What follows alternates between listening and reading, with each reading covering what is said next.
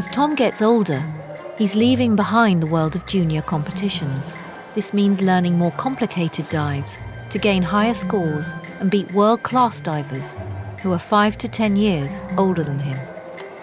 Tom has learned a new dive. He's getting ready to compete at the British Nationals in about 3 or 4 weeks' time, about 3 weeks' time.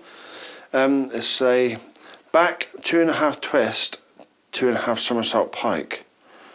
It is the most difficult dive in the world to do.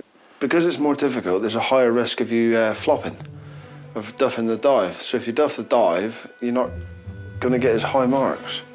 But if you do it well, you're up there. He'll do 2.5 twists like that. 1, 2.5. Then he has to go into the somersault. Rotate 2.5 times. When he sees the water, open out and in.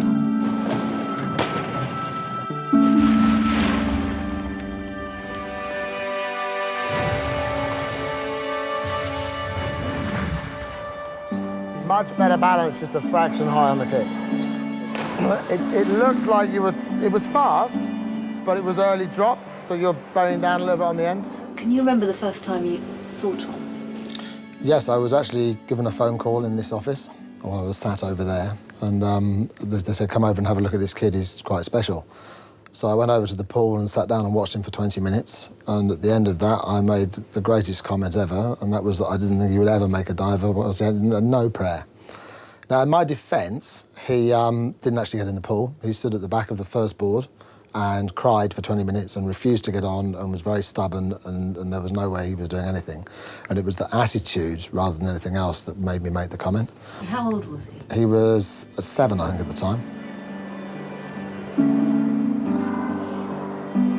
The way that I got round it, I called it the Peter Pan principle at the time, and he had to first of all recognise what the problem was.